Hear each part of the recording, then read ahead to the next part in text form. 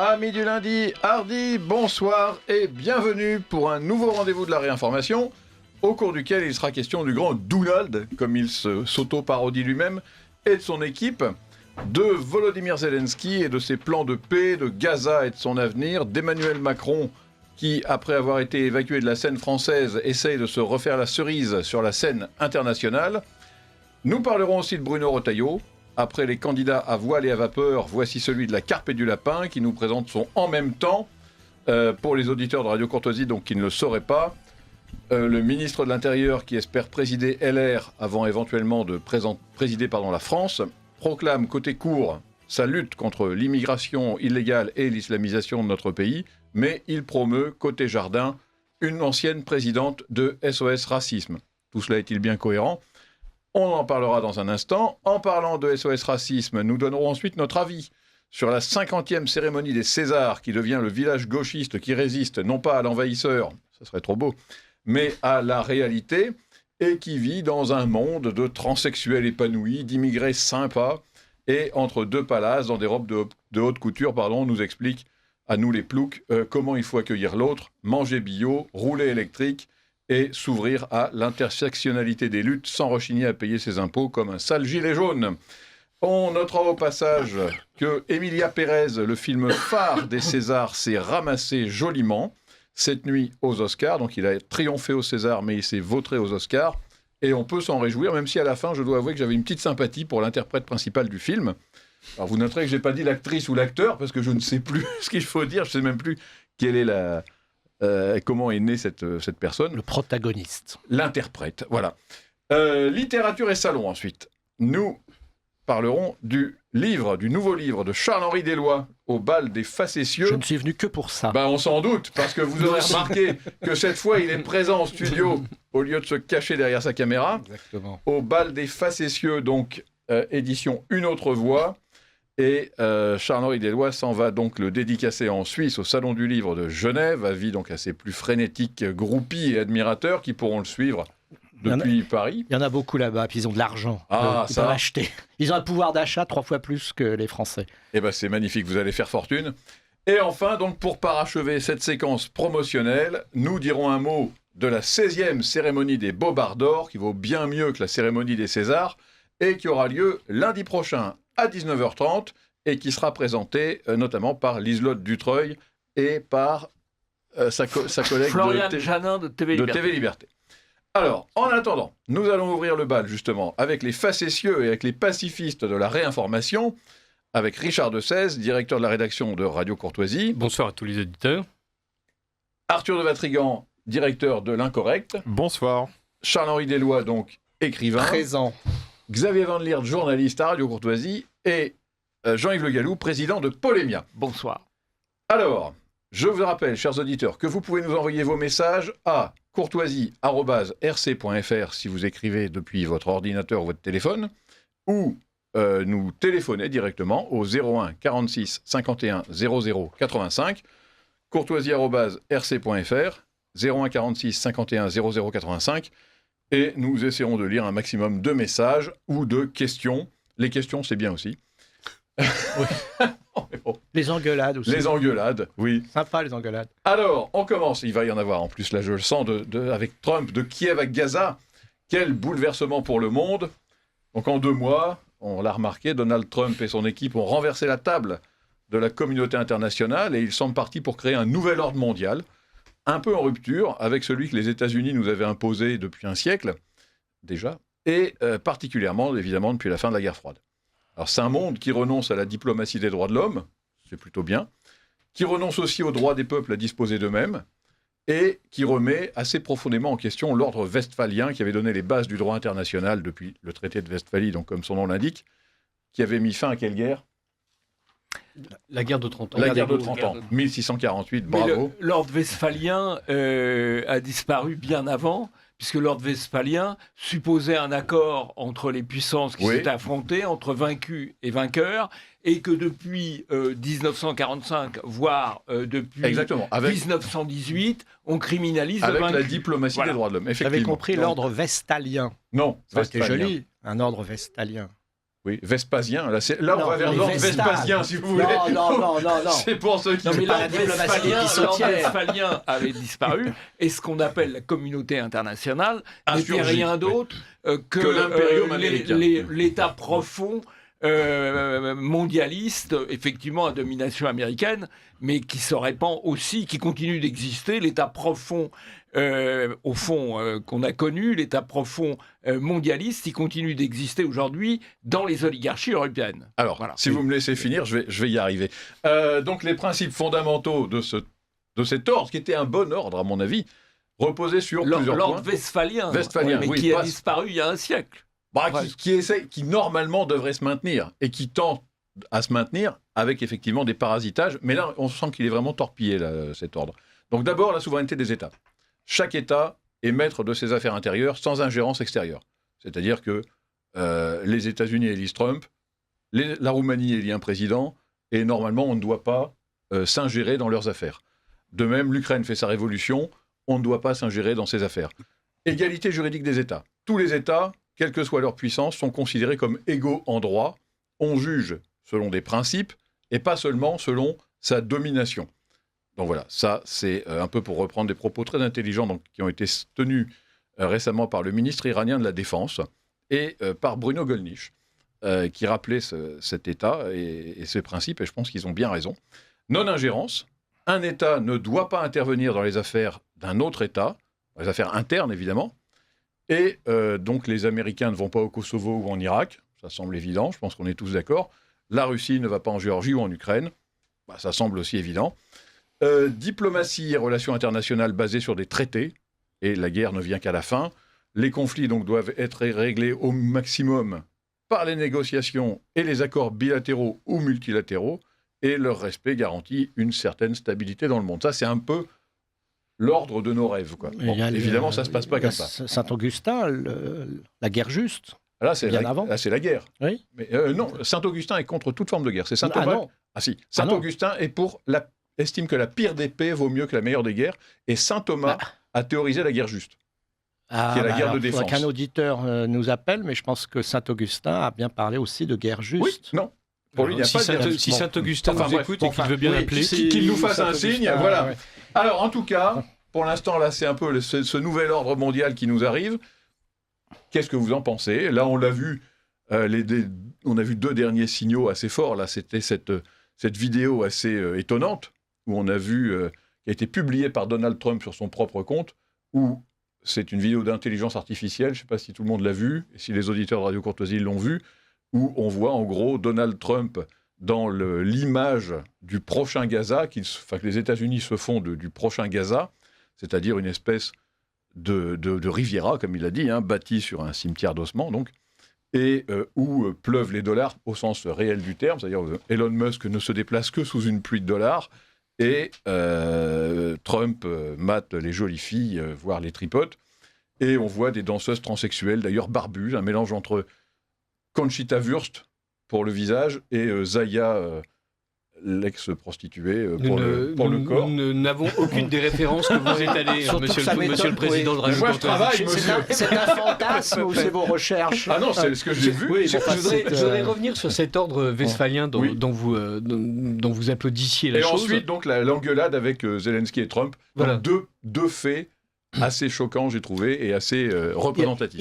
Il y a quand même, d'une part, et Jean-Yves l'a souligné tout à l'heure, ça faisait assez longtemps que les grandes puissances écrasaient les petites sous prétexte d'ordre westphalien, et que cette diplomatie des droits de l'homme était un piège à usage externe. Et là aussi, la CIA nous a donné assez souvent l'occasion de vérifier que les droits de l'homme, elle les piétinait allègrement quand elle en avait besoin. La CIA, le KGB, et avec un peu de chance, tous les services secrets qui, d'une manière générale, ont une vision assez juste des choses. Le Mossad. Oui, le Mossad, et sans doute la DGSE. Non, pas la DGSE. Non, bien sûr, tout le monde sauf les Français qui sont parfaits, comme chacun sait.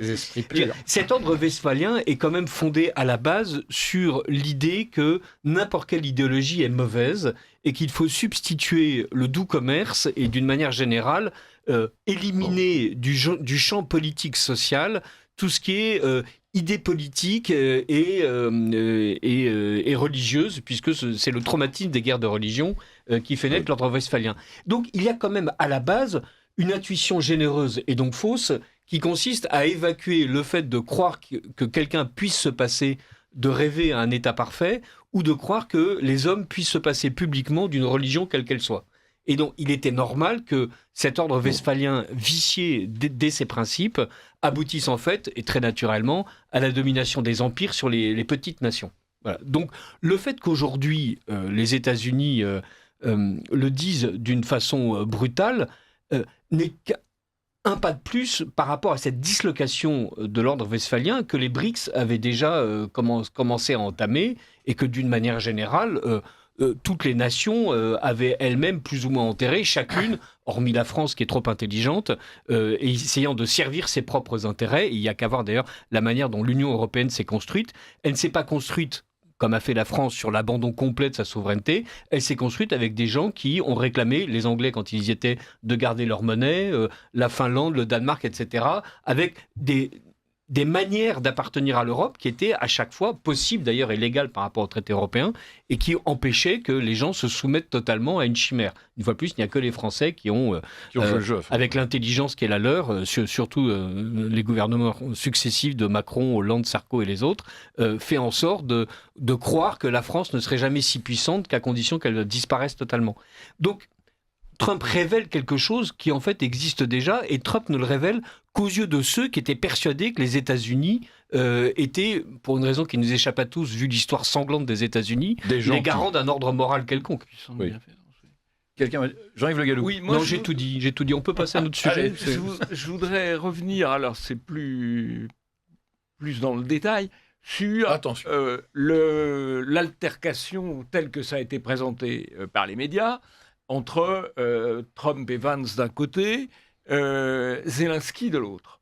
Bon, les médias ont fait leur chou gras, les médias de grand chemin ont fait leur chou gras des 3 dernières minutes, en les sortant du contexte général des 4 minutes qui précédaient et des 46 minutes qui représentent le total de l'ensemble. Réunion. Bon.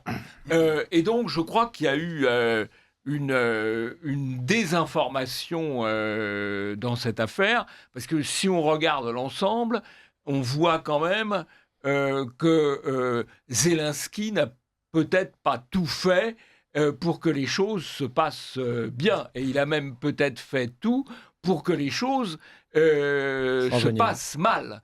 Et derrière ce problème, il y a le problème de la légitimité de Zelensky à représenter légalement l'Ukraine dans d'éventuels accords internationaux, dans la mesure où il n'est plus président, son mandat a expiré dans le courant de l'année 2024. Alors, sauf que ses opposants, même Poroshenko, sont contre de nouvelles élections et estiment que tant que le pays ne peut pas voter et faire voter, notamment sur les territoires occupés, Zelensky doit rester président, d'autant que le pays est en guerre. Donc ça, même l'opposition le dit. Mais la constitution de l'Ukraine ne prévoit pas prévoit que c'est le président de la Chambre qui devrait être président dans ce cas-là. Mais ça peut les regarder à la limite. Oui, ça peut les regarder, mais enfin, il y a quand même un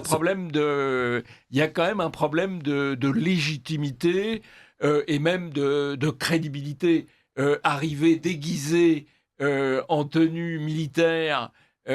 Alors qu'on est passé dans une logique diplomatique, c'est aussi une provocation ou un contresens.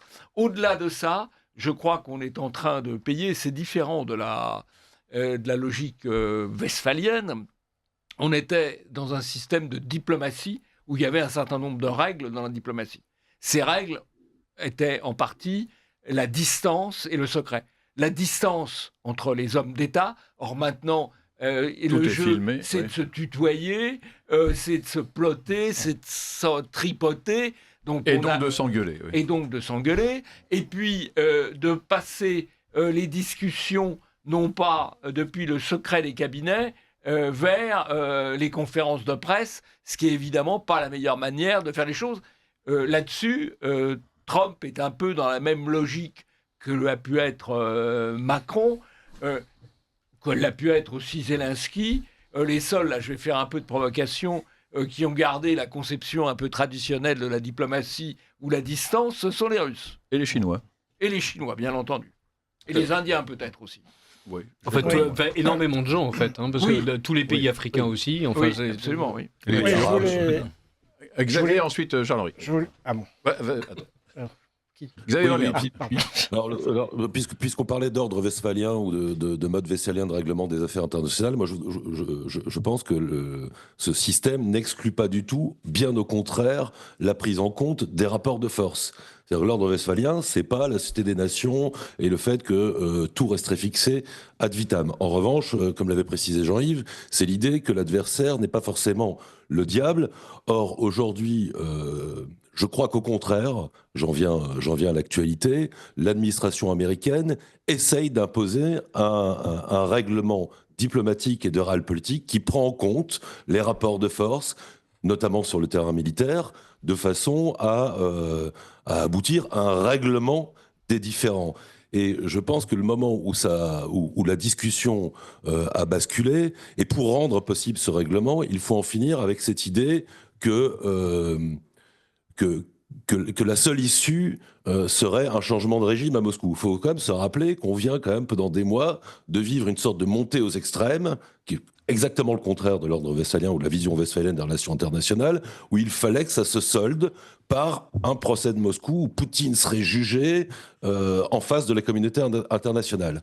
Et maintenant, on nous dit que Zelensky doit partir. Oui. C'est un peu. Non, mais, il n'est pas encore jugé. Partir, pas être jugé. Et donc, à partir du moment où Zelensky s'accroche à cette idée-là et continue devant Trump à dire ah oui, mais Poutine est coupable, eh bien, ça empêche le règlement du conflit. Et je pense sincèrement que Trump et Vance ont basculé à ce moment-là, car on revenait dans la morale, donc dans le contraire d'un ordre westphalien, alors que du côté américain, il s'agit simplement de faire de la réelle politique et de constater sur le terrain que les États-Unis ont perdu la guerre. Alors Trump s'abrite derrière le fait que c'est l'ancienne administration qui avait déclenché cette guerre et autres. En réalité, les États-Unis ont déclenché pour une grande part cette guerre, s'y sont engagés.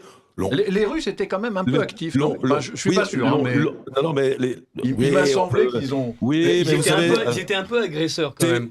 Oui, on va pas dire ça parce que c'est quand même les États-Unis. Vous vous souvenez qui a déclaré la guerre à Hitler ou pas? C'est la France et la Grande-Bretagne. Est-ce que vous pensez que du coup, ça veut dire qu'on était les agresseurs? Sérieusement. Non, mais il faut quand même replacer les choses dans. Est-ce qu'il faut quand même replacer les choses dans la Qui longue n'a durée. pas respecté les accords de Minsk? La Russie. Alors, on va pas lancer ce débat. Je les ai lus, les accords de Minsk. Si. En réalité, je n'essaye pas de dire que la Russie était virginale, mais justement, je veux sortir, comme dans l'ordre westphalien, de ce raisonnement de vouloir savoir qui est coupable ou pas coupable. L'ordre westphalien, c'est juste d'observer qu'on est dans une situation de blocage, car oui, l'Ukraine est un État tampon entre deux mondes. Elle s'est prêtée à ce jeu, malheureusement, pour son plus grand malheur. Je pense qu'elle aurait dû jouer la carte de la neutralité depuis le début. Je sais que c'est pas facile, qu'il y a plein de raisons à ça, et donc je ne veux pas qu'on fasse on va pas revenir à tout ça, mais oui, c'est sur son dos. Mais néanmoins, la realpolitik et les raisonnements westphaliens sont du côté de Trump, qui observe que cette guerre ne peut pas être gagnée, elle ne peut pas non plus être perdue, et que donc il faut trouver une façon d'en sortir par le haut, sans désigner des coupables. Alors par le haut pour les États-Unis. Non, mais pas seulement pour les États-Unis, aussi à mon avis pour l'Ukraine, parce que dans 6 mois la situation sera probablement pire pour l'Ukraine qu'elle ne l'est aujourd'hui. Et en tout cas, ils veulent sortir de cette idée que la paix serait une forme, parce que le contraire de l'ordre westphalien, et cette idée qu'il faut punir des coupables et mettre de la morale dans tout ça, en réalité, ça rend impossible la paix, car chaque partie est acculée, et puis surtout, ça transforme la paix en une continuation de la guerre. Et ça, ce n'est plus possible, et au premier chef pour l'Ukraine. Donc je pense sincèrement qu'en l'occurrence, c'est triste à le dire, et j'ai beaucoup de mal à l'admettre, les États-Unis représentent la vieille conception européenne de la diplomatie aujourd'hui. Tandis que les États européens qui, eux, disent « Ah mais non, c'est immoral, on reconnaît que Poutine a gagné et veulent continuer la guerre », sont justement dans une sorte de délire post-politique où la morale envahit tout, mais où en réalité la morale se paye au prix de millions de morts et au premier chef ukrainien. Charles-Henri Gallois. Oui, je voulais revenir sur cet entretien diplomatique, si on peut dire, entre Zelensky et Trump. Parce que je me suis astreint à écouter tout l'entretien. Bon, il y avait des sous-titrages, parce que je ne comprends pas bien l'anglais. Mais je ne trouve pas honnête de passer, effectivement, Jean-Yves Le Gallou l'a évoqué, les 10 dernières minutes, parce qu'il y a 40 minutes avant où, franchement, ils sont plutôt calmes, voire cordiaux. Après, évidemment, chacun a son tempérament. Trump est un sanguin, Zelensky est peut-être plus timoré, plus calme.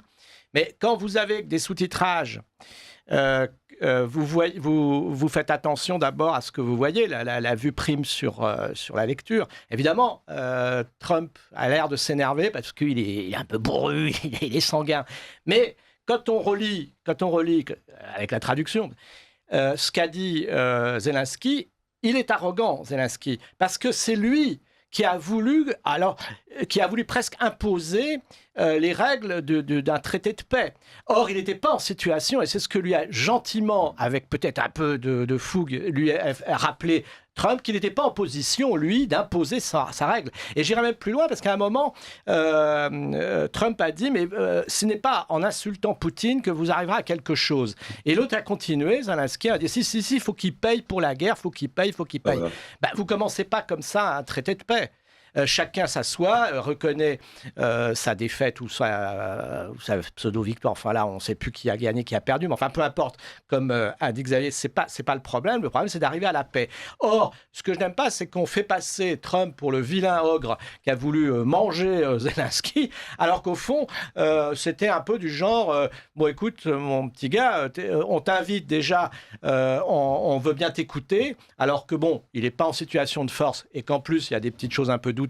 Ça, on y reviendra peut-être. Oui, si, sur les milliards qu'on lui donne. L'Amérique a continué de payer. Elle a peut-être aussi son mot à dire et de dire. Ça, c'est vrai. Voilà. Oui, c'est et ce que je trouve indécent, c'est toujours pareil. On ne donne aux Français à voir que ce que les autorités veulent bien qu'on voit, c'est-à-dire un Trump en même temps, ogresque. Comment ? Ça existe, on l'a vu, ça. Oui, mais voilà, vous dites, on l'a vu. Mais c'est pas parce qu'on le voit que ça n'existe pas, si vous voulez. Et c'est exactement comme des policiers qui tabassent un jeune de la diversité. On dit, regardez les violences policières. Mais on n'a pas vu avant que le jeune de la diversité l'avait insulté, lui avait craché à la gueule, lui avait envoyé sa cigarette et l'insultait tous les jours. Alors, je ne suis pas certain qu'on puisse. Dans l'humanité, non, c'est juste que pour les éditeurs de Courtoisie, ils doivent regarder le site de l'Humanité. Il y a la retranscription de l'intégralité de la réunion entre Trump et Zelensky et Vance, et juste 40 personnes qui étaient là par hasard dans la salle.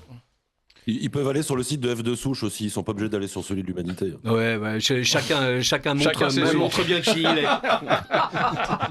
Arthur de Vatrigan.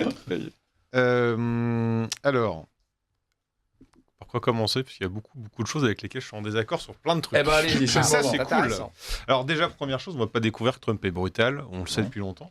On va pas découvrir ce que Trump et Poutine voulaient faire, ils l'ont annoncé, on veut juste pas les croire parce que eux s'inscrivent dans un temps long, c'est-à-dire un présent qui a commencé il y a longtemps, et nous le passé on l'a oublié, voire déconstruit, donc on parle pas le même langage, mais tout ça était déjà dit avant, que ce soit du côté de Poutine que du côté de Trump. Ensuite pour Zelensky, alors il y a eu certes, oui en effet, beaucoup se sont... on va dire, ont plus parlé des 3 dernières minutes que des 45 minutes, mais parce que déjà, si tu n'as pas un enregistrement de 45 minutes, ça prend un peu de temps. Et pour ceux qui ne parlent pas anglais, la retranscription est arrivée assez tardivement. Et quand bien même il y avait 40 minutes avant, on peut aussi trouver que le principe de quelqu'un qui a tous les pouvoirs, qui est plus grand, plus fort, humilie un plus petit, c'est pas non plus vachement cool. Bon, ça, on va dire, c'est de la morale, très bien. Mais vous rejoignez Renaud Camus. Renaud Camus, j'ai retenu 3 tweets, moi, pour cette affaire. C'est celui d'Arnaud Klarsfeld, qui dit bientôt l'Allemagne et l'Europe reprendra, je laisse la faute d'orthographe qui lui appartient, ses livraisons de gaz de la part de la Russie. Les USA et la Russie se partageront l'Ukraine et se réconcilieront pour contrer la Chine. Bon, là, je pense qu'ils rêvent gravement. L'Ukraine aura perdu depuis 2014, quand les nationalistes ont pris le pouvoir, les ukro-nazis, 20% de son territoire, des millions d'Ukrainiens ne reviendront pas, etc. etc. Et il finit, bon, je laisse son délire, Cet individu a été invité à Radio Courtoisie. J'avoue que j'en ai gravement honte et je déplore que ce soit arrivé. Beaucoup plus fiable et à mon avis et plus haut dans mon estime, Renaud Camus, qui a eu le prix de la langue française décerné par Radio Courtoisie, nous dit « Choisir ce moment pour piquer à l'Ukraine, c'était rare, restera certainement comme une des pires dégueulasseries de l'histoire. » Et Bruno Gollnisch, qu'on ne peut pas soupçonner non plus d'être atlantiste ou anti-russe, nous dit « Je n'avais pas de sympathie particulière pour Volodymyr Zelensky. Je pensais que Poutine n'était pas le seul responsable de la guerre. Mais je suis outré par la brutalité et la grossièreté avec laquelle le président ukrainien a été traité à la Maison-Blanche. Humilier publiquement un hôte, un chef d'État, symbole, qu'on le veuille ou non, d'une nation courageuse et terriblement éprouvée, prendre argument de sa faiblesse, etc., cela ne fait pas partie de mes valeurs. » Je partage je laisse finir. Ce qu'il a dit. Mais je rajouterais également, alors peut-être qu'il a été maladroit, c'est évident, il a cru qu'il allait voir Madame von der Leyen, donc il a revêtu son costume de communicant, mais tout le monde communique. Mais bon, quand on se prend des bombes pendant 3 ans, on a le droit de faire quelques erreurs et de ne pas avoir l'esprit très clair. Ensuite, vous dites qu'il est venu pour négocier un traité de paix. Si on regarde le traité de paix négocié, c'était l'équivalent de dire « mets-toi tout nu, je vais prendre un grand crin et je vais te caresser la glotte ».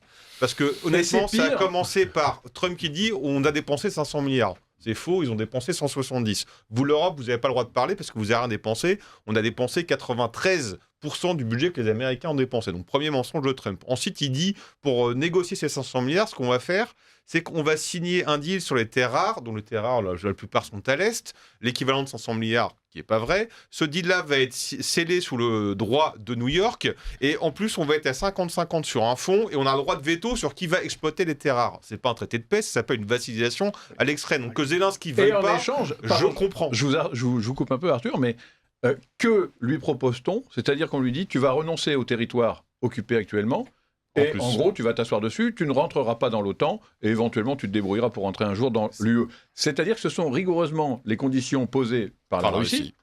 Et en fait, on lui dit, non seulement tu les acceptes, mais en plus, si tu veux que les Américains se portent garant de ta raclée totale et sans recours, tu nous donnes tes terres. Ça fait beaucoup. Ça fait une humiliation, et c'est pas un traité de paix, donc... qu'ils refusent et qu'ils soient blessés. Ils ont fait pareil en 45. Mais c'est pas pour ça que c'est bien. C'était déjà dégueulasse. Ils défendent leurs intérêts. Là, c'est pas une question de morale, c'est une question. Il y a un type qui se prend un pays qui se prend des bombes depuis 3 ans, qui résiste. On lui dit en fait, on va céder à tout ce pourquoi tu t'es défendu. Et en plus, on va expliquer ce qui te reste. Et après, ce qu'on dit aujourd'hui, c'est de dire la Russie a gagné ou la guerre, faut pas que ça continue parce qu'il va y avoir encore plus de victimes ukrainiennes. Est-ce qu'on fait pas un peu de gérance en disant ça ? Est-ce qu'on pourrait pas demander l'avis aux Ukrainiens ? Est-ce qu'ils ont envie d'arrêter ou de continuer la guerre, eux ?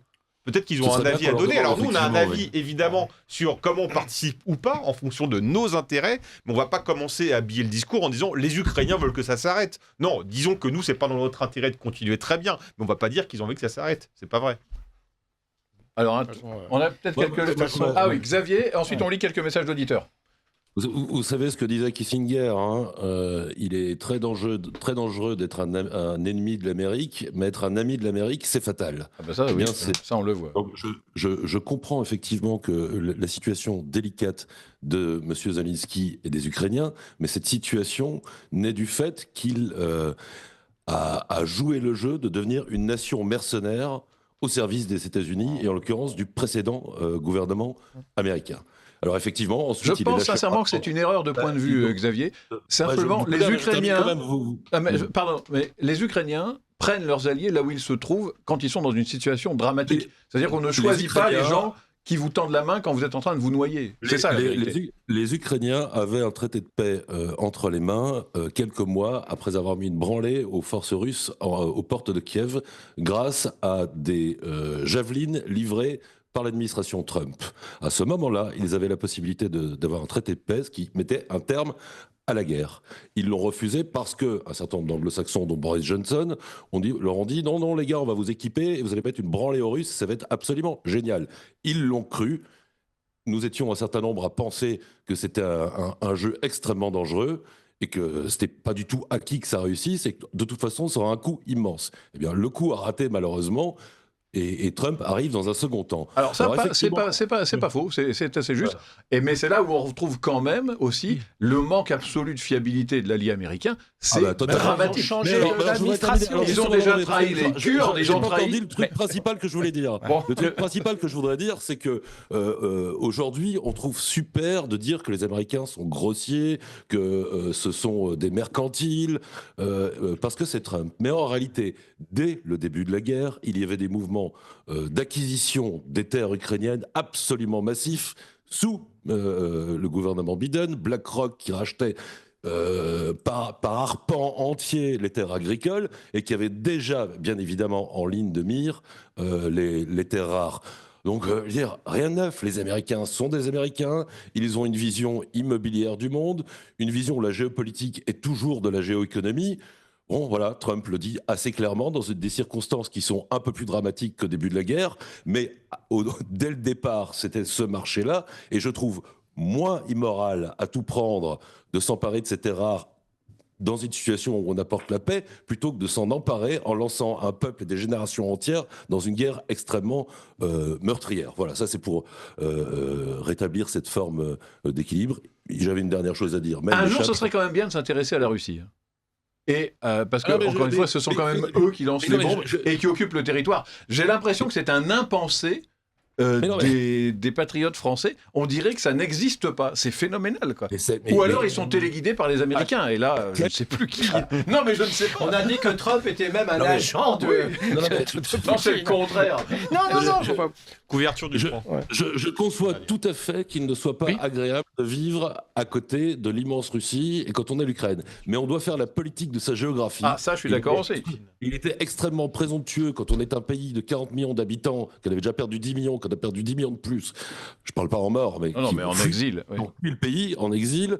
Donc quand on est un pays de 30 millions d'habitants, eh bien, on ne se fie pas simplement à la parole d'un Américain pour se dire « Tiens, je vais aller casser la gueule de mon voisin ». C'est triste, mais c'est du simple réalisme. Je suis d'origine belge. Si un jour, je sais pas, les Américains avaient débarqué à Bruxelles pour dire « Tu vas aller casser la gueule de l'Allemagne », je me serais méfié.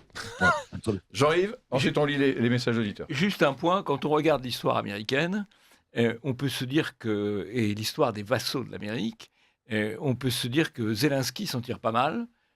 Parce qu'à d'autres époques, la CIA aurait rapidement mis fin à sa présence. C'est pas fini. Président. C'est pas fini. Mais il devrait penser à Diem, il pourrait penser à Trujillo et à beaucoup d'autres. En fait, la France n'est pas habituée à avoir des chefs d'État qui défendent mordicus leurs intérêts, quitte à faire des coups bas. Vous parlez de Zelensky, là ? Oui. Bah, des deux. Allez, quelques messages, s'il vous plaît. Je me souviens de ce que je voulais dire. Taisez-vous. Non. Putain, mais Ce que je veux dire, c'est que certes, il est extrêmement désagréable de voir les États-Unis s'emparer de ces terres rares et même de s'en emparer à notre nez et à notre barbe.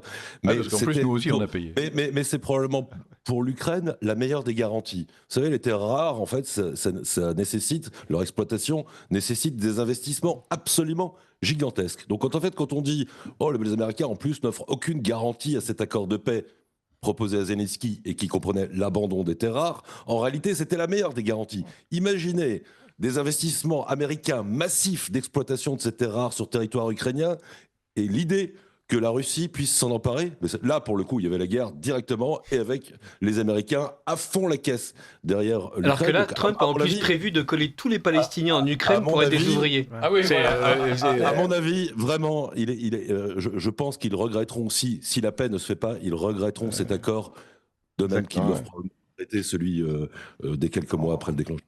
En fait, Trump va un peu plus vite pour faire de l'Ukraine une colonie américaine. On va y arriver, on va parler de Gaza dans un instant, mais d'abord, quelques messages. Alors, les meilleures terres rares ukrainiennes appartiennent déjà à BlackRock, la famille Biden, etc., courtoisement. Un auditeur de Radio Courtoisie. Un autre auditeur. Trump ne veut et ne peut pas assumer la défaite en Ukraine pour le compte des démocrates, et il sait qu'il doit réussir à obtenir quelques résultats en quelques mois pour bloquer toute opposition et pour ne pas décevoir un électorat drogué, comme tous les Occidentaux, à l'information instantanée. Alors, après ça, l'auditeur parle sous sa propre responsabilité. Zelensky avait déjà un accord secret avec Starmer qui joue dans le dos de Trump, portant sur une exploitation des ressources ukrainiennes pour 100 ans. Au passage, les analystes sérieux savent que les terres rares sont plus que surestimées, que les chiffres remontent aux experts de l'URSS et du Gosplan, et qui ne tenait aucun compte des coûts d'exploitation ni des investissements. Il faut saluer les talents du comédien Verdate, mais ça n'a pas suffi pour tromper Trump. J'ai adapté un petit peu les verbes. En ressassant jusqu'à plus soif que Poutine est un killer, le tueur Zelensky a joué une partie très télévisuelle, mais particulièrement décalée et irresponsable dans un processus de fin de guerre. C'est vrai. Je me réjouis que dans la situation actuelle, l'Angleterre, là je suis obligé de le lire, mais c'est votre anglophobie qui est voilà, flottée. le sang se glace. Je me réjouis que dans la situation actuelle, l'Angleterre joue son rôle primordial. Elle a sauvé la France lors de la Première Guerre, dans la Deuxième Guerre mondiale. Elle est terra invicta depuis plus de 1000 ans. Je compte beaucoup sur leur peuple. C'est de l'humour. Alors, qu'un nouvel ordre mondial soit en gestation, ce n'est pas nouveau depuis plus d'un siècle, et cela semble aussi évident que banal. Mais ce n'est pas pour la première fois en même temps, l'effondrement de l'Europe et du dollar réunis dans des convulsions qui ne présagent rien de bon pour le nouveau-né du côté occidental. Si la tâche de Trump est risquée et immense, l'illusion des élites autoproclamées de l'Euroland est simplement pitoyable mais mortelle, croyant que la guerre va leur permettre de maintenir leur prébande. Car il ne s'agit que de cela, ce sont des Zelensky plus futés. Allez. Rien sur Saint-Thomas et Saint-Augustin? Pas encore. Je crois que c'était Saint-Augustin hier, juste. Non, mais... Non, c'est Saint-Thomas, garanti. Je crois que c'est aussi Saint-Augustin. Juste un point Ils se sont parlé avant. Oui. Juste un point de fait. Aux États-Unis, l'esclandre entre Zelensky, Vance et Trump n'a pratiquement pas été critiquée. Elle n'a pas été critiquée par Obama, elle n'a pas été critiquée par Biden, elle n'a pas été critiquée par l'un des principaux sénateurs démocrates qui a soutenu Zelensky depuis l'origine. Donc, il y a une vision, je pense, très déformée des médias occidentaux, des médias français. Vous citiez Le Point qui dit Trump est un agent de Poutine. On est un peu dans le délire et on peut effectivement se demander, comme l'a fait un des auditeurs qui a envoyé un message, s'il n'y a pas de la part de l'oligarchie européenne, de l'oligarchie wokiste européenne, une espèce de fuite en avant, et où on substitue une peur à une autre. Alors on a eu la peur du Covid, on a eu la peur du réchauffement climatique, maintenant on a la peur des Russes qui sont quand même à 3000 km et qui, à ma connaissance, ne sont pas arrivés à Paris depuis 1814. Bon, est-ce qu'il n'y a pas une volonté de la part de l'oligarchie sorosienne d'ailleurs, hein, quand on regarde les Barrault, les Haddad, les Loiseau, les Hayer, toutes les personnalités qui s'expriment du point de vue macroniste, s'il n'y a pas une volonté d'utiliser aujourd'hui cette guerre pour se maintenir au pouvoir, malgré les difficultés financières, malgré l'invasion migratoire, malgré tous les sujets qui nous assaillent.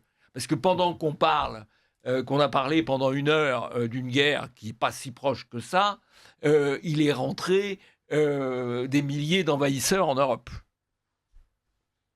Sur ces fortes paroles.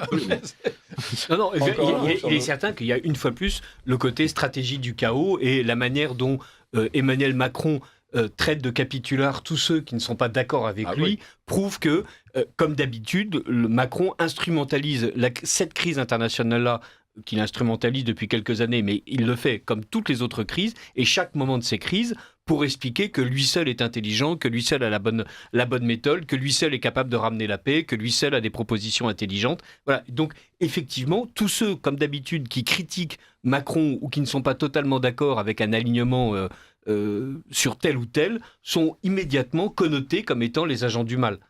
Je pense qu'on est un des rares lieux, Radio Courtoisie, où il y a eu un débat contradictoire sur cette affaire. Puisque nous ne sommes pas tous sur la même ligne, alors que dans beaucoup d'autres endroits, on est sur la ligne unique. Ça, c'est sûr. Oui, oui. Eh ben, merci de le souligner, Jean-Yves Le Gallou, parce que c'est effectivement vrai. Tout le mérite de cette radio. Absolument. Il n'y a pas qu'un seul discours unique, il y a 2 discours uniques. Oui. Avant, c'était évidemment complètement binaire, anti-russe primaire, un peu trop. Et aujourd'hui, si vous regardez, on épouse quand même tout le narratif américain. J'ai entendu un nombre de matimaliers expliquer que la guerre était perdue. Oui. C'est ce qu'expliquent les Américains pour, évidemment, faire la paix. Je ne suis pas certain qu'un Ukrainien pense que la guerre soit perdue. Je ne suis pas certain que d'un point de vue du nombre de kilomètres récupéré par la Russie, la guerre soit perdue. Alors, le problème, c'est qu'on varie d'un pôle à l'autre très rapidement. On est un peu, si je fais une comparaison peut-être un peu audacieuse, en 1917, quand il y a eu la proposition d'une paix blanche, je pense que la majorité des Français, si on les avait consultés, y compris ceux qui étaient dans les tranchées, auraient choisi la paix blanche. Mais il y avait évidemment le problème du fait qu'il n'y avait peut-être pas 20% à l'époque, mais pas loin, du territoire français qui était occupé par les Allemands, ce qui est évidemment un vrai problème. Mais je veux dire, est-ce que la guerre est perdue par les Ukrainiens ? Pour le moment, ils ont 20% de leur territoire qui est occupé par les Russes. Le narratif, c'est que la guerre est perdue par les Ukrainiens et par les Européens. Et par les Européens, oui. C'est ça le narratif. J'aime bien cette comparaison parce que les États-Unis ne voulaient pas que l'Alsace et la Lorraine reviennent à la France en 1918. Oui, c'est un peu ça, oui. Oui, non, mais c'est pas ça, ça a été écrit. Ah oui, mais les Allemands occupaient plus que l'Alsace et la Lorraine en 1917. Depuis vendredi, c'était quand ? C'était vendredi. Depuis vendredi, le mistigri a un petit peu changé de place. C'est-à-dire qu'avant vendredi, c'était Poutine était le très méchant et Trump le méchant. Aujourd'hui, Poutine est le méchant et Trump est devenu le très méchant. Oui. Et voilà, c'est le mistigri qui passe d'un méchant à l'autre. Oui, mais dans les deux cas, il y a quand même un aspect, en dehors de l'aspect géopolitique, il y a quand même un aspect idéologique. Oui. C'est-à-dire que Trump, comme Poutine, ont des visions relativement traditionnelles de la société qui s'opposent à la dictature wokiste que les oligarques européens sont aujourd'hui les seuls à défendre. Bien sûr. C'est pour ça qu'ils sont tous les deux méchants. Et c'est pour ça qu'ils sont tous les deux méchants. Absolument. Et c'est pour ça que Poutine soutient la GPA. C'est vrai, tiens, je ne savais pas ça. Mais voilà, c'est ça. Non, mais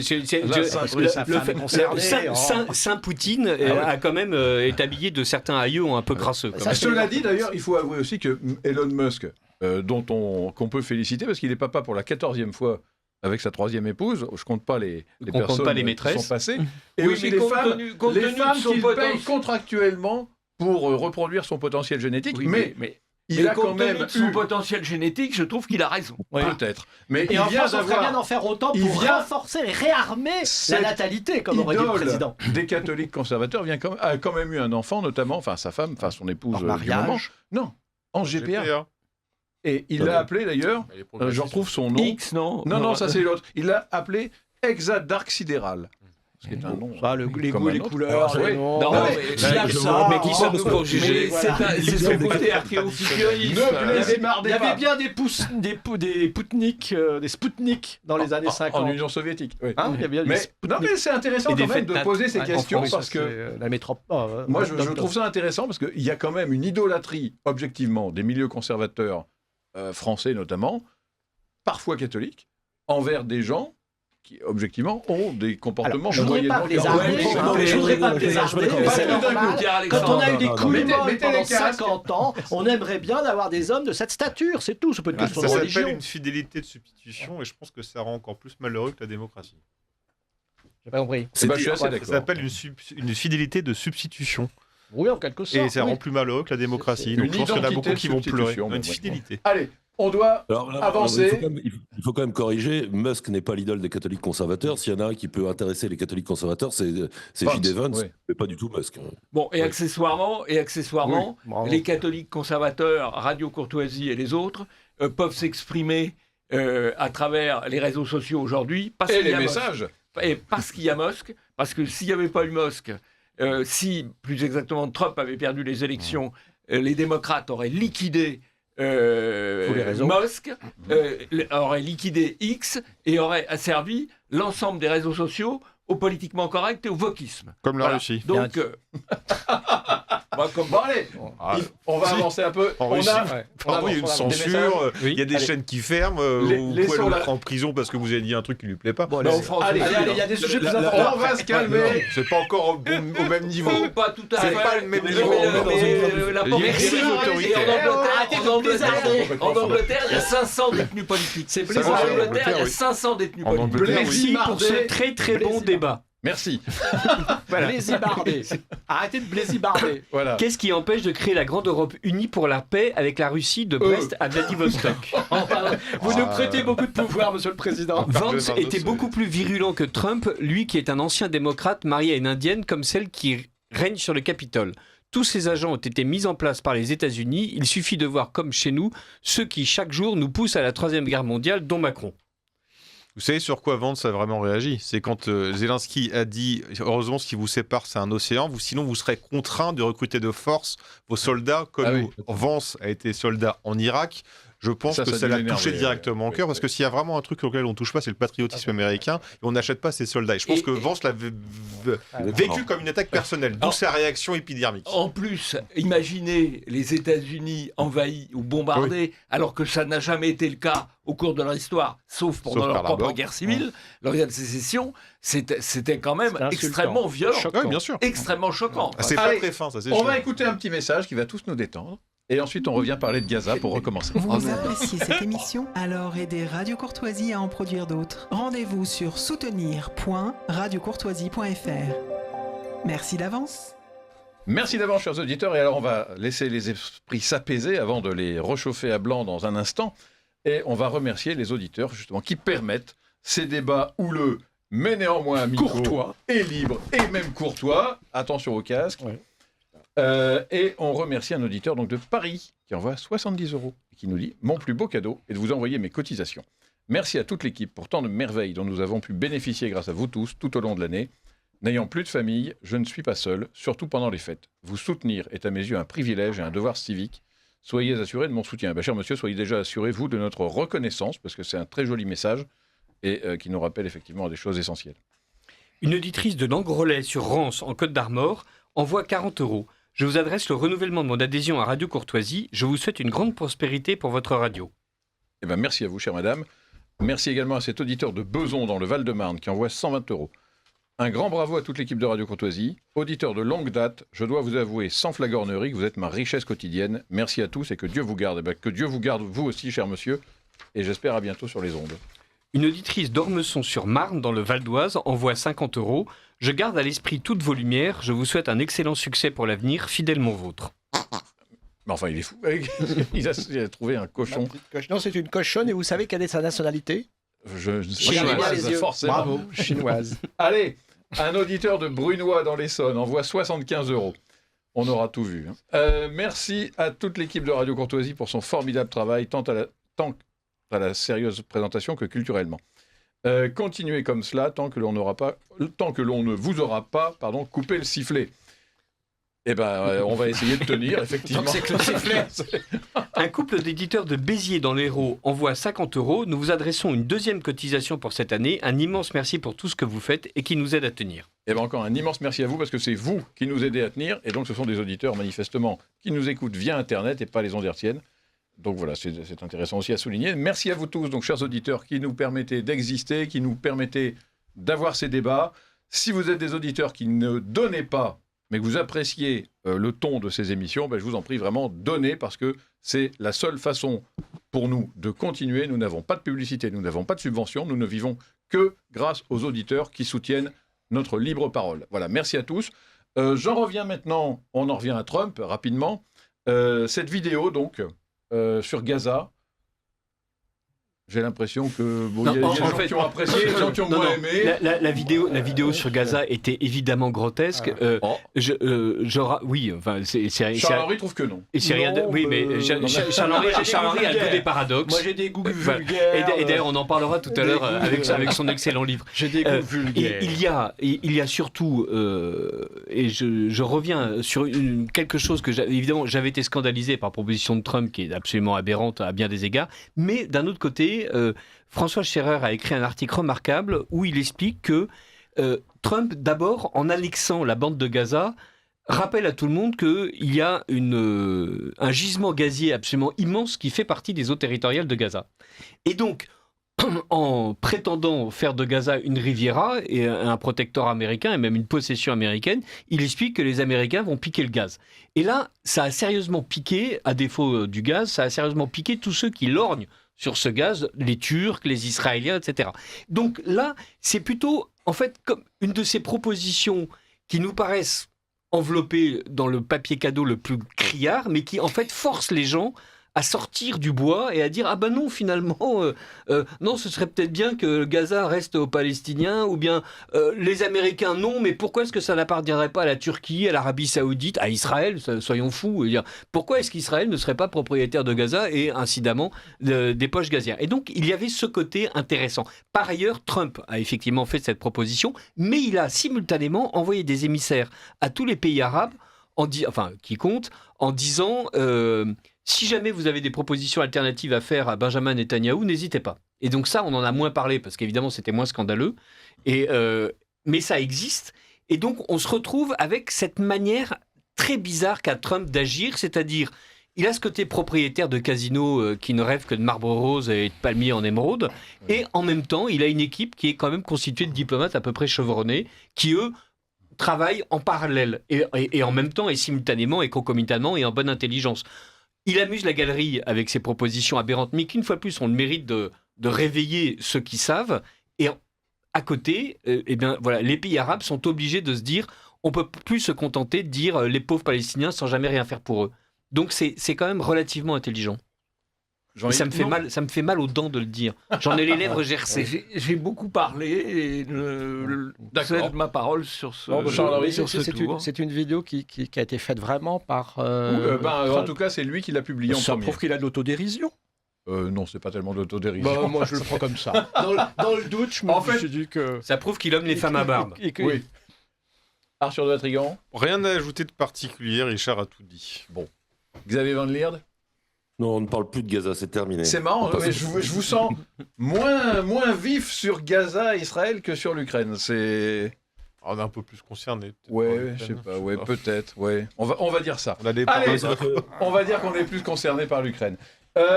On va passer maintenant, alors, je l'avais promis à Charles-Henri. Ah bon ? Oui. On va parler de votre livre. Ah, déjà ? Voilà, bah oui, parce que comme ça, si on n'a plus le temps de parler de Retailleau, c'est pas très grave. C'est plus important que ces Exactement. sujets secondaires qui emmerdent le monde. Retailleau, c'est important. Oui, mais bon, qu'est-ce qui est important ? comme son salon du livre, c'est maintenant et que les Bobards, c'est la semaine prochaine, on va d'abord faire l'autopromo. Oui. On parlera tiens aussi de l'incorrect. Ah non, mais La semaine prochaine, je laisserai de la place aux Bobards, ne vous inquiétez pas. Et à Retailleau, qui est un bobard en tant que tel. Depuis que je leur ai appris le verbe blésimarder, ils blésimardent. Pardonnez-leur. Nous blésimardions avant. Oui, mais là, c'est dans la révélation. Mais maintenant, on sait que ça se dit comme ça. Voilà. Exactement. C'est un peu comme Monsieur Jourdain. Avant, on disait ta gueule, maintenant, on dit non, je n'étais pas là, alors maintenant, je veux savoir. Blésimarder, c'est un mot qui veut dire se couper incessamment la parole. Et je croyais que ça venait de l'argot des marins, et en fait, non, ça vient de l'argot du théâtre. Ah, c'est bien, ça. C'est pas mal, hein. Ce qui est quand même lié. C'est moi qui l'ai mis. Alors, c'est lié parce que dans les théâtres, on prenait beaucoup de marins reconvertis parce qu'ils savaient monter les cordes pour les décors. C'est pour ça d'ailleurs que dans le théâtre, on dit jamais une corde. Oui. Ah oui, c'est vrai. Il y a tout un tas de noms. Parce que les marins disaient le bout. Alors, Charles-Henri Deslois. Oui, présent. Vous présentez aujourd'hui Au bal des facétieux, nouvelle chronique radioactive aux éditions Une autre voix. Oui. Et vous nous y racontez un peu, les auditeurs qui ont l'habitude de vos autres tomes connaissent un peu votre esprit, donc des chroniques. C'est le tome 4. C'est le tome 4, voilà, donc des textes brefs, sous forme de chroniques. La forme courte. Qui parlent d'un peu tout, voilà. Donc moi j'en ai retenu quelques-unes. C'est bien.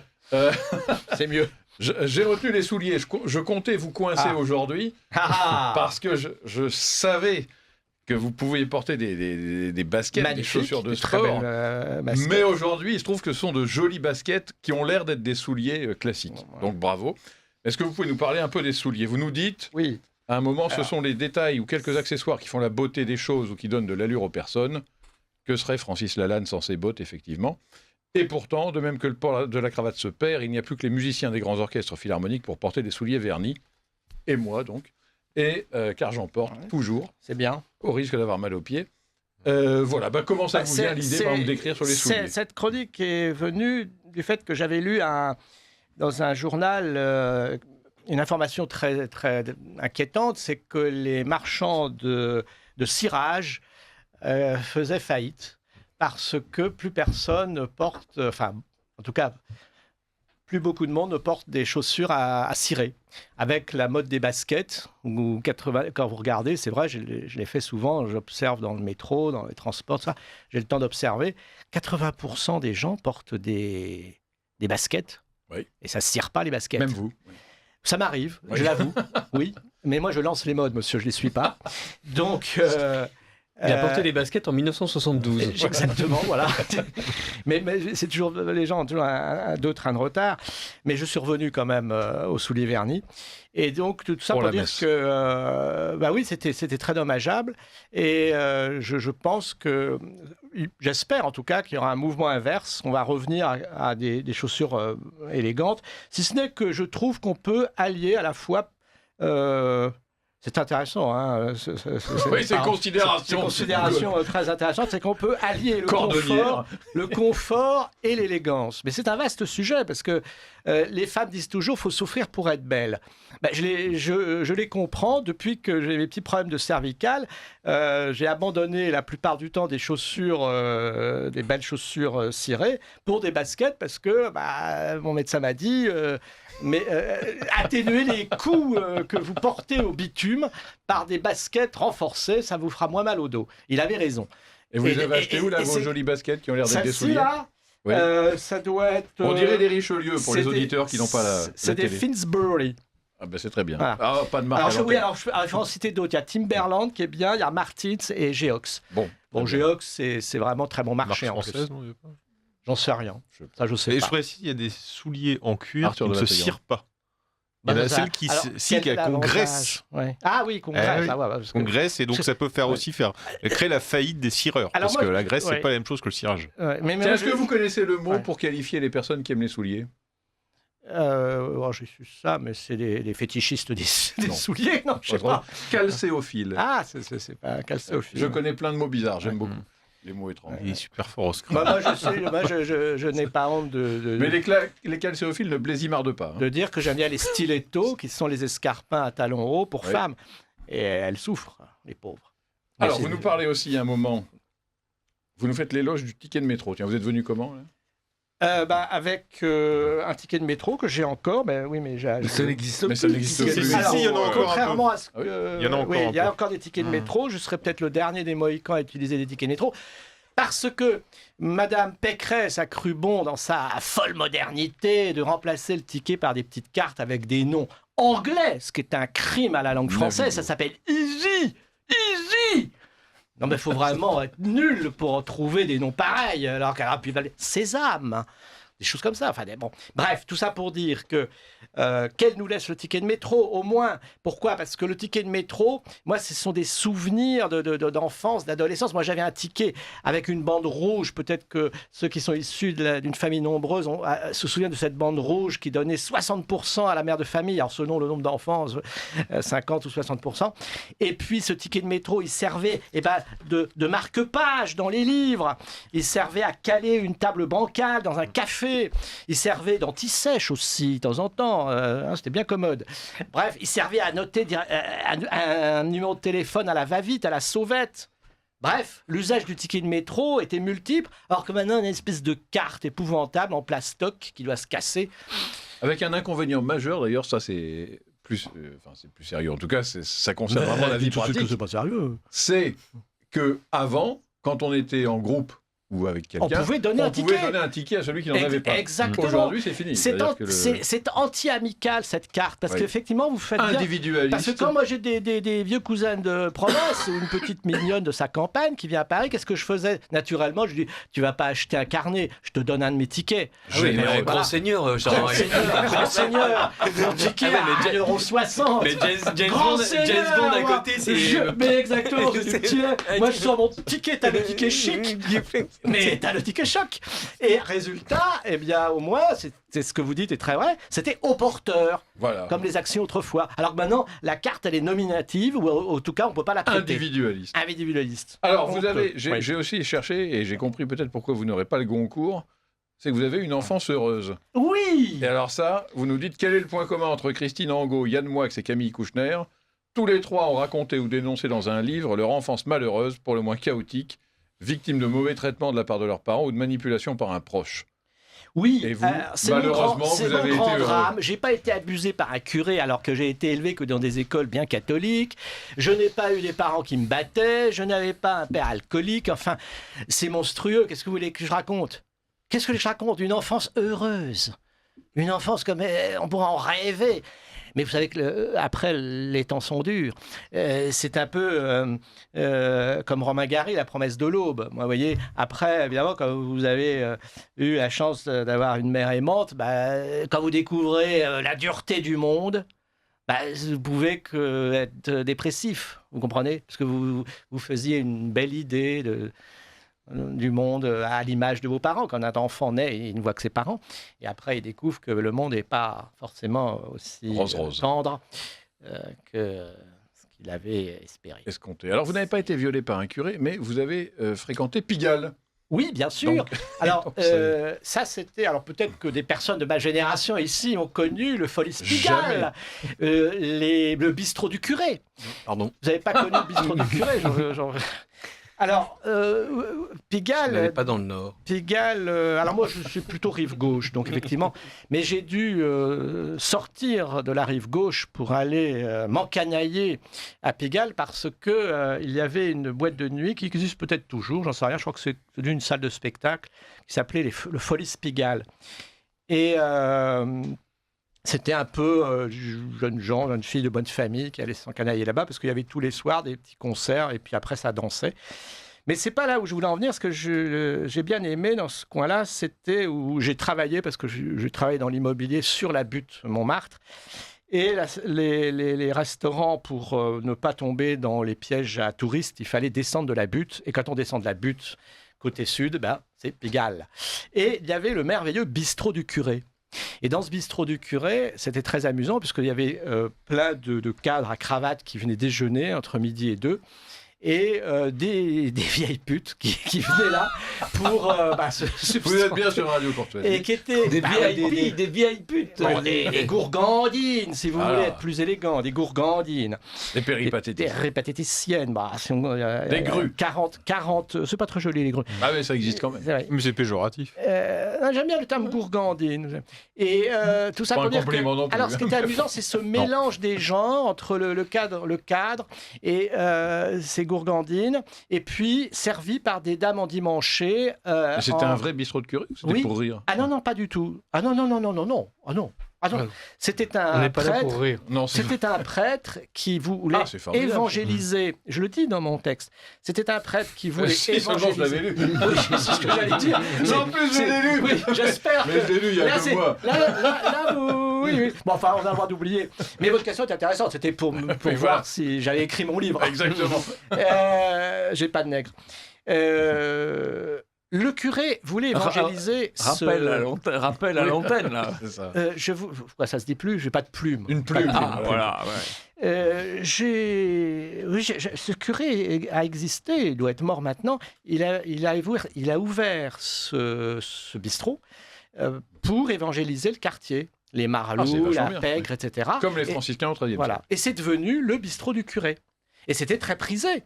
Alors c'était minuscule, je crois que ça tenait dans le studio de Radio Courtoisie. Oh mon Dieu, c'est vraiment tout petit. Non, mais il y avait 20 mètres carrés. Il y avait quoi, à une dizaine de tables. Donc ça faisait 20 clients potentiellement, mais plusieurs services. Ça s'est allé de peut-être 11h30 du matin jusqu'à 2h30, 3h de l'après-midi. Et c'était pas de la cuisine gastronomique, vous pouvez vous en douter. Mais ce qui était bien, c'est qu'on a l'impression d'être dans une cantine de pèlerinage. Vous voyez, quelque chose de bon enfant. Eh bien, écoutez, malheureusement, le temps nous presse. Alors, juste une chose, quand même, je tiens à préciser que la préface est de notre vrai. cher Marquis Jean-Paul Cherguès d'Olmeta, qui m'a fait l'insigne honneur et plaisir de faire une préface. Et ça m'a beaucoup touché. Et je ne savais pas que 2 mois plus tard, il nous quittait. Malheureusement, effectivement, son ultime texte. Oui. Donc, pour nos amis suisses ou français qui voyagent en Suisse, je suis le 21, 22, 23 mars au Salon du Livre de Genève, où j'ai été invité pour ce livre que je dédicacerai avec plaisir à tous les auditeurs de Radio Courtoisie. Et ceux qui ne peuvent pas aller à Genève, oui. Comment peuvent-ils se procurer le livre? Ils vont sur le site de l'éditeur qui s'appelle Une autre voix VOX, Une autre voix VOX, et là ils trouveront tous les livres de l'éditeur, dont Le bal des facétieux. Entendu. Alors, on passe maintenant, avant d'avoir la fin qui nous tombe dessus, à la 16e, je crois, cérémonie des Bobards d'Or, qui a lieu lundi prochain, 19h30. Donc, juste après cette émission, vous pouvez écouter notre libre journal et ensuite filer au Bobards d'Or si vous êtes parisien. Où est-ce que ça a lieu? Comment ça se passe? Alors, ça a lieu salle Athènes Service, 8 rue d'Athènes, près de Saint-Lazare. Voilà, donc à partir de 19h30. Combien ça coûte? Alors, combien ça coûte? Écoutez, ça doit coûter 15 euros. Il faut aller sur la billetterie.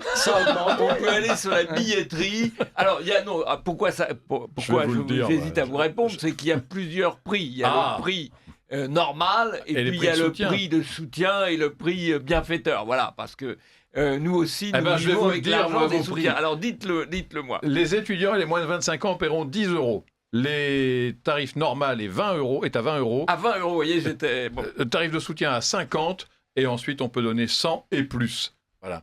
Alors, donc ça va, si vous êtes étudiant, 10 euros. Et si vous il faut s'inscrire, je précise qu'il faut s'inscrire, parce que nous avions avant un grand théâtre, mais il nous a été retiré l'année dernière à la suite des pressions de Jan Brossa, qui est un des meilleurs staliniens encore vivants, sénateur de Paris.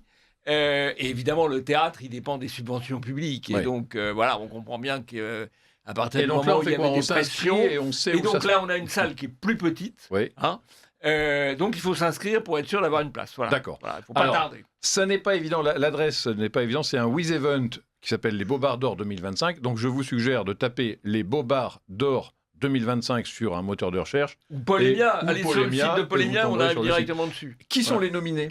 Alors, qui sont les nominés? Alors, il y a d'abord, il y aura 3 grands thèmes. Il y aura le Bobard des experts. Alors là, on va quand même beaucoup parler d'international. On va beaucoup parler de LCI, peut-être pas tellement de Gaza, mais on va notamment parler du général Yakovlev, qui s'est quand même illustré dans beaucoup de sottises, de Darius Rochebin, voilà des gens qui vont être un petit peu cités. Bien sûr, dans les bobards internationaux, on a aussi le bobard des experts, ce qui s'est dit au moment des élections américaines, avec toutes les prévisions de victoire de Kamala Harris. Alors, est-ce que ça, c'est du bobard ou de la bêtise ou de l'auto-intoxication? Le bobard, ça correspond quand même à des critères. Bah oui, c'est quand même du bobard quand on développe toute une série d'arguments qui sont faux pour dire que le match est fait en faveur de Kamala. Alors là, on a beaucoup de candidats.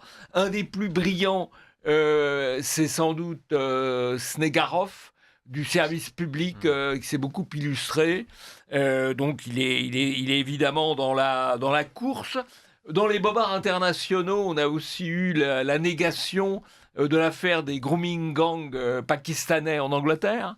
Et là, on a une très bonne candidate avec Anne-Elisabeth Moutet, qui s'est illustrée sur BFM TV. Alors, on va traiter les bobards olympiques. Notamment un sujet qui va être tout à fait décortiqué et qui sera d'ailleurs ensuite commenté par Victor Robert d'Academia Christiana sur l'affaire de la Seine, puisque dans un premier temps, la Seine telle qu'elle a été représentée dans la cérémonie d'ouverture... Ils ont prétendu que ça n'était pas ça. Ils ont d'abord expliqué que c'était formidable de représenter la Seine comme ils l'avaient représentée, avant de dire « mais non, ce n'était pas ça, c'était le festin de Bacchus ». Donc là, on a un ensemble de bobards où il faut connaître les qualités, les meilleurs ont été France Info et Le Monde dans ce domaine. Donc voilà encore un autre sujet. On aura aussi ce qu'on appelle les sales bobards, c'est-à-dire les bobards quand il y a des victimes de francocide et que on essaye doublement de camoufler l'origine du criminel tout en salissant la victime en rapportant systématiquement le point de vue donné par l'avocat des criminels. Et donc, on va aussi traiter ça de manière assez approfondie. Voilà. Bon, écoutez, ça fait quelque chose de riche. Nous, on en remettra un coup en votre absence lundi prochain. Oui. Vous allez venir en parler de manière plus détaillée, je pense, dans la matinale mercredi, je crois. Enfin, vous êtes attendu cette semaine, Jean-Yves. Ah bah, première il l'apprend, nouvelle. mais- Non, Une révélation. non, c'est un scoop. une volée de messages numériques sont partis. Je suis sûr qu'il y en a un ou deux oiseaux qui vont se poser dans votre petit nid portatif. Mercredi matin. Mignon. Voilà. N'oubliez Bah, pas la grille, j'espère. la grille de prix. Allez, il nous reste peu de temps malheureusement. Est-ce qu'on a quelques messages d'auditeurs? Oui, un auditeur qui nous dit plein de choses sur l'Ukraine, mais c'est un peu long. Un autre on qui a nous tout dit dit, il je y avait crois. même une académicienne dont l'œuvre entière tenait sur un ticket de métro et en voiture. Voilà, bravo. je ne sais pas à qui il est fait allusion, c'est dommage. C'est pas, Et un autre qui nous dit que les Folies Pigalle étaient une boîte Daniel homosexuelle. Ouais, voilà, mais bon, ajoute-t-il. Non, Mais- enfin, j'en sais rien. Mais ça me dérange Et enfin, pas, le dernier, dans Les Trois Mousquetaires, Aramis se bat pour cause théologique, suivant Saint-Augustin, ce que contredit Athos, même les mousquetaires ne sont pas d'accord. Donc voilà. C'est beau, c'est beau. Bon, Vous allez, savez, on quand va- on se prend pas au sérieux et quand on n'aime pas son époque, on ne peut se réfugier que dans un certain dandisme. Voilà, c'est bien ce qu'on pense aussi. Alors, il nous reste peu de temps. On va plutôt parler de la cérémonie des Césars et on parlera la semaine prochaine de Retailleau, parce que Retailleau, on peut y revenir tout le temps, tandis que les Césars, c'était maintenant. Donc, il faut en finir. Donc, cette cérémonie, la 50e, a eu lieu vendredi 28 février à l'Olympia. Et c'était un peu l'occasion pour la gauche caviar, de s'offrir un espace sécurisé, comme ils disent, un safe space, quand on est woke, pour défendre les vieilles lunes du progressisme déconnecté. Et donc, évidemment, le film qui a triomphé, c'est Emilia Pérez de Jacques Audiard, qui raconte, pour ceux qui ne le sauraient pas, pour les auditeurs de Radio Courtoisie qui l'auraient ignoré, l'évolution d'un chef mafieux qui, pour échapper aux poursuites, devient transsexuel, et puis évidemment qui s'amende et qui devient... C'est une rédemption. C'est une rédemption On peut pas le dire par le autrement. changement de sexe. Et puis après, on s'est rendu compte que l'acteur, la personne donc, qui jouait ce rôle, n'était pas si blanc-bleu que ça. Et voilà, la cérémonie a été dédiée à l'Ukraine et aux malheureux combattants ukro-nazis qui n'ont pas mérité ça quand même. Et non, mais Une c'est vrai. catastrophe ne vient jamais Rien seule. ne leur sera épargné. Pardon. Les pauvres. Et Là, pour le coup, non, mais solidarité. c'est quand même odieux. Ouais. Enfin bref. Alors voilà, je sais pas, qui a regardé? Qu'est-ce que vous Alors, avez aimé? Moi, j'ai regardé. Vous l'avez regardé? Oui, en partie. D'accord. En partie, là, mais j'ai franchement été stupéfait. Parce que, évidemment, je me doutais bien que c'était assez politiquement correct, mais j'ai trouvé Vous ne que soupçonniez c'était pas d'un conformisme, d'une platitude, d'un ennui, d'un manque d'humour, et alors d'une représentation caricaturale d'un entre-soi incroyable, avec tout de même, vous n'avez pas cité parmi les autres lauréats, Souleymane. La victoire de Souleymane, c'est-à-dire le clandestin guinéen, je crois. Oui. Joué par un vrai immigré. Joué illégal. par un vrai clandestin, un vrai livreur. Enfin, il est C'est quand clandestin, Oui, comme vous et moi. oui, hein, comme parce moi, que- voilà. Bon, C'est quand même l'idéal du bobo. C'est le clandestin qui vient vous livrer les repas à domicile. Le clandestin et non pas le C'est- clandestin. C'est absolument incroyable. Et donc, moi, j'ai trouvé ça... Alors, faut savoir quand même que les bobards, c'est sélectif. Hein. Il y aura un bobard d'or, un bobard d'argent, un bobard de bronze, terminé. Là, les Césars, il y a 50 Césars, Voilà. y compris le César de celui qui n'obtient pas de César. Qui Franck n'a pas Dubosc. obtenu de C'est- César. c'était le seul moment C'était le sympa. seul moment drôle, exactement. C'était Voilà. l'humour. Donc, moi, franchement, je devrais connaître, malgré tout, avec l'expérience, je devrais connaître la gauche des toujours libéraux, la étonnant. gauche Uber Eats, mais j'ai quand même été sidéré par le spectacle. Arthur de Vatrigan, est-ce que vous avez été sidéré par le spectacle? Non, ils font des efforts. Ouais, je me la tape tous les ans, moi. Hein. Bravo. Non, mais je suis professionnel. Ouais. Et donc là, ils ont compris, quand même, au bout d'un certain temps, que les revendications en robe à 10 000 balles de CGT, ça passait pas trop bien. Et je trouve qu'il y avait des gens derrière la télé. Donc, ils ont beaucoup raccourci. Alors, pas le nombre de prix, mais des discours. Donc, si vous regardiez, vous aviez un type qui a concentré tout, quoi. L'écologie, les milliardaires, l'extrême droite. C'était je sais plus comment il s'appelle, un très bon documentariste d'ailleurs, mais très de gauche. Ensuite, vous aviez eu le discours le plus débile, c'était Jonathan Glazer qui avait fait la zone d'intérêt et qui a expliqué que La Shoah permettait le génocide à Gaza, en gros, donc c'est bien la preuve qu'on peut être complètement débile et faire des très bons films, ça peut rassurer beaucoup de gens. Et en effet, moi, ce qui m'a le plus amusé, c'est le lendemain, c'est-à-dire nos confrères qui expliquent que c'était une cérémonie pleine de surprises. Pour vous dévoiler les coulisses de l'Incorrect, ils se sont dit, bon, on va faire 2-3 vidéos, mais on n'a pas envie de faire des vidéos des 15 films, donc on va en choisir 2, ceux qui vont gagner. Bon, on a fait Emilia Pérez et Suleiman, évidemment, qui allait gagner. Vous aviez le jackpot de l'inclusivité à eux deux. Emilia Pérez, vous avez pris un risque sur Emilia Pérez? Non. Ah bah, au vu aucun des risque. révélations. Aux Oscars, je savais que ça n'allait pas passer. Au César, évidemment que ça passe, parce que déjà, il faut savoir que ce sont le milieu qui se récompense, et Audiard fait bosser beaucoup de gens parce qu'il a de l'argent. Donc si vous votez pour lui, ça vous permet de bosser pour 2-3 ans d'affilée, et Audiard, il gagne des Césars à chaque fois, et forcément, ça remet une pièce dans la machine, donc il gagne. Et Suleiman, ce qui est assez effrayant, c'est pour ceux qui... Je vous encourage pas à voir le film, parce que c'est vraiment pas très intéressant, une fois qu'on a compris qu'être immigré, c'était pas très bien. Ce qui est amusant, c'est que le clandestin en question est un vrai clandestin, et vous regardez les cascades... Un vrai illégal, parce qu'encore une fois, il n'est pas clandestin du tout. Et le mec qui va sur la scène des Césars... Ouais, mais il n'est pas clandestin. Il vit pas dans la terreur. Il a été régularisé. Non, mais moi, il a été régularisé. Moi, j'appelle un clandestin. Un clandestin, c'est-à-dire qu'il n'a pas de papier, qu'il n'a rien à faire chez nous. Quand il tourne le film, c'est ça. Un clandestin, c'est quelqu'un qui se cache dans la terreur des choses. Non, il se cache pas. C'est fini ça. Il manifeste dans la rue pour avoir des papiers. Il a dû être régularisé par Retailleau. Je crois qu'il y a même une OQTF. Mais ce qui est dingue, c'est que le type, il lui fait faire des cascades à vélo et tout ce qui va avec. Donc ça veut dire que le type, il n'a pas de papier.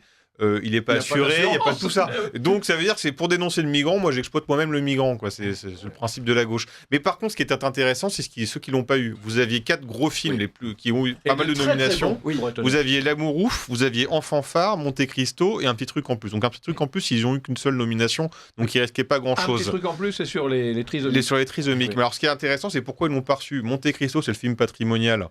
On n'aime pas ça dans le milieu. Non, oui. Vous aviez Enfant phare, c'est le vrai sujet social. Sauf que c'est un sujet social qui n'est pas traité sous le ton naturaliste. Et c'est pas du moins, donc ça plaît pas. Vous aviez L'amour ouf. C'est les électeurs de Marine Le Pen. En plus. C'est Jordan, il le dit d'ailleurs. Ouais. Mais c'est un vrai sujet social, c'est-à-dire c'est comme on a abandonné et compagnie. Mais c'est-à-dire, vous aviez deux films sociaux, Suleiman et celui-là. L'un a été récompensé par l'autre. Et pas uniquement parce que c'est l'histoire d'un migrant, mais c'est aussi parce que l'autre est fait de manière cinématographique. Et puis vous aviez L'amour ouf, qui est pour le coup un grand film populaire, parce qu'on n'aime pas, surtout quand on fantasme le Nord, et on n'aime pas quand on fantasme le Nord, il faut que ça soit triste, il faut surtout pas fantasmer. Et vous aviez un petit truc en plus, et là c'est le truc qui m'a le plus étonné, ou en tout cas pas étonné, mais un peu décevant, parce que c'est quand même des types qui parlent d'inclusion toute la journée. Oui. Et puis là vous avez un film sur des trisomiques, ce n'est pas un prétexte, c'est le sujet du film, qui sont joués par des personnes trisomiques, qui ne sont pas des faire-valoir pour le, comme on dit, le valide aujourd'hui. Et ben non, comme ça passe à la trappe. Donc c'est quand même une énorme escroquerie dans les récompenses, mais ça on le savait. Mais sur la cérémonie en elle-même, on a connu bien pire. Alors elle était néanmoins en grande partie dirigée par un type qui s'appelle Jean-Pascal Zadi, qui a fait un film qui s'appelle tout simplement Noir, et qui s'est illustré par un clip où il a des rapports sexuels, on va dire, pour parler poliment s'il y a des enfants, avec une allégorie de Marianne qui fait de la Zumba ou du twerk. Enfin, c'est un comique. Oui. Mais ils disent... Je nique la France. Comme ça. Oui, mais c'était humoristique et pas sérieux. Et c'était très nul, mais il y a 2 ans, il avait reçu un prix, il avait fait applaudir Adama Traoré. Ce qui était assez amusant, c'est que la veille, on sifflait Polanski parce qu'il avait violé une femme, et là, on fait siffler, on applaudit un autre violeur, mais lui, il a le droit parce qu'il est en prison avec une fourchette. Et puis, il est racisé, autorisé. Comme on dit. Bon, écoutez, on a fait le tour de nos amis César. Je ne sais pas si on a encore un mot à dire là-dessus. Non, notre ami a tout dit. Eh bien, dans ce cas-là, on a peut-être encore quelques minutes pour parler de Retailleau. Quand même. Le sujet préféré. Donc, Retailleau. Allons sur Retailleau. On n'avait pas parlé d'immigration depuis longtemps, donc je pense que c'est important d'en dire quelques mots. Donc, Retailleau, donc Bruno Retailleau, ministre de l'Intérieur, champion de l'ordre de la défense de la France française, qui va mater les gauchistes, qui va mater les islamistes, et candidat à la présence de LR, et il est donc le ministre de l'Intérieur, le nouveau Pasqua, le premier flic de France, etc., etc. Et à côté de son discours martial, bizarrement, donc, il vient de promouvoir à un poste assez important, qui est sous-directrice de la gestion de crise à la DGSC, une dame qui s'appelle Cindy Léonie, et qui, dans son riche CV, a la particularité d'être une ancienne présidente de SOS Racisme. Alors je sais que Jean-Yves Le Gallou, ça vous a beaucoup agacé. Alors, qu'est-ce que vous pouvez nous dire ? Est-ce que vous pourriez nous dire déjà ce que signifie DGSC ? Je ne sais même pas. Ça fait un peu DGSE, alors. Sécurité civile. Si vous voulez, au ministère de l'Intérieur, il y a quand même deux l'ancien inspecteur général de l'Intérieur. 2 grandes missions. Il y a la mission sécurité publique, c'est-à-dire en gros la police, et la mission sécurité civile, c'est-à-dire, en gros, pour faire simple, les pompiers, et tout ce qui concerne la sécurité civile. Donc il y a une grande direction qui s'appelle la Direction générale de la sécurité civile. À l'intérieur de cette grande direction générale, il y a des sous-directions, et une des sous-directions importantes a été confiée à cette femme. Alors, ce qu'il faut savoir dans les nominations, il y a les nominations qui sont faites au niveau de l'administration. Il y a les nominations qui sont faites en Conseil des ministres, par exemple pour nommer un préfet ou nommer un directeur, Conseil des ministres. Donc il faut l'accord du ministre de l'Intérieur, du Premier ministre et du Président de la République. Donc Retailleau peut parfaitement dire « j'ai pas la main sur cette affaire-là ». Pas complètement. À l'époque de la cohabitation entre Mitterrand et Chirac, c'était un coup tu nommes ton gars, un coup je nomme le mien. Bon, donc pour les grands postes, Retailleau peut prétendre ne pas avoir la main. Par contre, pour les postes intermédiaires, comme les postes de chef de service ou de sous-directeur, c'est sa décision. Et d'ailleurs, la décision de nomination de cette femme est signée en contre-seing d'un fonctionnaire du secrétariat général du gouvernement, mais le vrai signateur, c'est Retailleau, avec la signature de Retailleau. Donc, c'est une décision qu'il a prise. Alors, est-ce qu'il l'a prise sans s'en apercevoir, ce qui serait quand même inquiétant? Est-ce qu'il l'a prise parce qu'il voulait donner un gage à la gauche, ou est-ce qu'il l'a prise parce qu'on lui a tordu le bras? Je ne sais pas. Mais en tout cas, c'est extrêmement symbolique. En plus, c'est une femme qui a été intégrée... Elle a un énorme CV. Hein, elle a un énorme CV, oui, mais elle est rentrée dans l'administration. Elle a été nommée sous-préfet en 2020. Ensuite... Elle a été secrétaire générale de la DILCRA. Alors la DILCRA, ça pour le coup, je sais ce que c'est la délégation interministérielle à la lutte contre le racisme, l'antisémitisme et la haine anti-LGBT. Alors, si vous voulez, la DILCRA, c'est l'excroissance des lobbies LGBT et antiracistes, l'excroissance sous crédit d'État au lieu d'être sous crédit associatif. Voilà. Donc c'est quelqu'un de militant. Voilà. Elle a aussi été responsable de la cérémonie d'ouverture des JO. Oui. Ça, c'est quand même rigolo. On a parlé de la cérémonie d'ouverture des JO. Oui, mais ça veut dire, et pardonnez-moi, en fait, elle a une véritable compétence en matière de sécurité civile. C'est d'un côté, ben oui. La cérémonie d'ouverture des JO. Ben oui, oui, parce qu'il y a un côté organisation des secours, etc. En fait, ce qui est absolument désastreux. Non, mais là, le CV est un peu biaisé. C'est pas du tout elle. Elle a été une des petites mains de l'organisation de la cérémonie des JO. Elle n'a pas été l'organisatrice de la cérémonie des JO. Je dis juste qu'il arrive que des fonctionnaires de gauche soient compétents. De gauche et des compétences, de même qu'il arrive qu'il y ait des fonctionnaires de droite qui ne soient pas compétents. J'entends bien. Tout comme la DGSE ne s'implique pas dans les affaires étrangères. Un type de poste comme celui-là, il y a entre 5 et 10 candidats qui ont tous des qualités à faire valoir. Donc il y en a un qui émerge. Je ne pense pas qu'on puisse dire que la nomination par Retailleau à un poste de ce niveau d'importance soit dénuée de sens politique. Voilà. Charles-Henri Deslois. C'est d'autant plus regrettable que M. Retailleau n'a que ce vrai pouvoir. C'est-à-dire qu'il est ministre, donc il peut nommer effectivement dans ses administrations des personnes, mais c'est tout. Il n'a pas le pouvoir de changer la loi, encore moins de changer la Constitution, encore moins de changer les juges, et encore moins de s'attaquer aux institutions européennes. Donc en matière de droit pénal, c'est 0,00.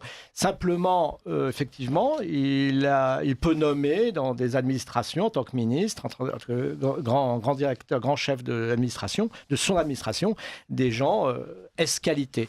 Mais les ministres aujourd'hui n'ont que le pouvoir de la parole, ce sont des espèces de haut-parleurs et de signaux faits à une certaine catégorie de la population. Alors bon, moi je pense que ce sera un Sarkozy en plus discret, en moins exubérant. Arthur de Vatrigan, un mot là-dessus. C'est vrai qu'il explique à longueur de journée qu'il ne peut pas faire grand-chose et qu'il essaie de faire œuvre de pédagogie pour dire ce qui bloque. Donc c'est vrai que sur le peu de choses qu'il peut faire, s'il ne le fait pas, ça devient compliqué. Et là, ça commence vraiment à devenir compliqué parce que j'attends cette semaine, je vous rappelle qu'il y a 2 jours, le président Macron a renvoyé dos à dos Tebboune et son gouvernement. Et par son gouvernement, il visait Retailleau. Je ne sais pas combien d'humiliations il faudra avant qu'il démissionne. Ah, vous pensez à une démission ?